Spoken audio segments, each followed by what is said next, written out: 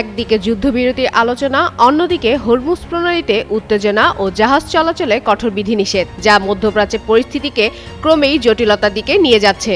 এই অস্থিরতার মধ্যেই নতুন করে আবার দেখা দিয়েছে ইরানের জ্বালানি খাতে গভীর সংকট।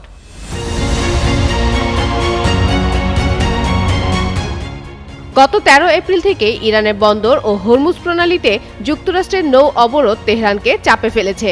আর এই অবরোধ অব্যাহত থাকলে দেশটি অপরিশোধিত তেল সংরক্ষণের বাংলাদেশের প্রথম 5D AI ইনভার্টার যুক্ত সর্বোচ্চ বিদ্যুৎ সাশ্রয়ী যমুনা এয়ার কন্ডিশনার ক্ষমতা দ্রুত শেষ হয়ে যেতে পারে বলে ধারণা করছেন সংশ্লিষ্টরা।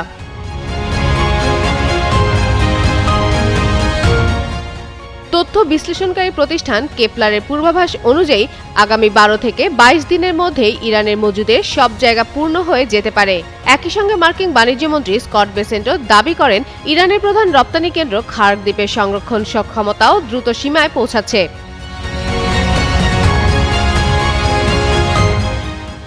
এদিকে কাতার ভিত্তিক সংবাদ মাধ্যম আল জাজিরার এক প্রতিবেদনে তুলে ধরা হয়, ওপেকের তৃতীয় বৃহত্তম তেল উৎপাদনকারী দেশ ইরান তাদের প্রায় ৯০% তেল খার্ক দ্বীপের মাধ্যমে রপ্তানি করে।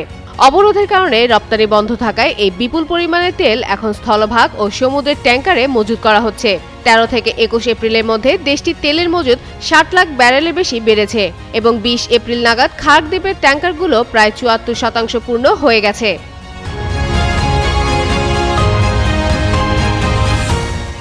ফেব্রুয়ারির শেষ দিকে ইরান ও ইসরায়েলের মধ্যে শুরু হওয়া সংঘর্ষ এই সংকটে পটভূমি তৈরি করে। সংঘাতের জেরে ইরানের বিপ্লবী গার্ড বাহিনী হরমুজ প্রণালীতে কঠোর নিয়ন্ত্রণ আরোপ করে এবং বিদেশি জাহাজ চলাচলে বিধিনিষেধ দেয়। এর প্রতিক্রিয়ায় যুক্তরাষ্ট্র সমুদ্রপথে ইরানের তেলবাহী জাহাজগুলোর উপর নজরদারি ও নিয়ন্ত্রণ জোরদার করে।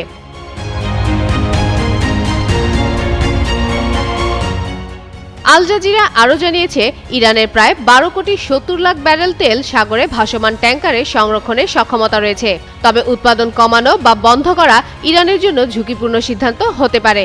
এতে তেল ক্ষেত্রের ক্ষতি এবং ভবিষ্যতে উত্তোলন ব্যয় বেড়ে যাওয়ার আশঙ্কা রয়েছে।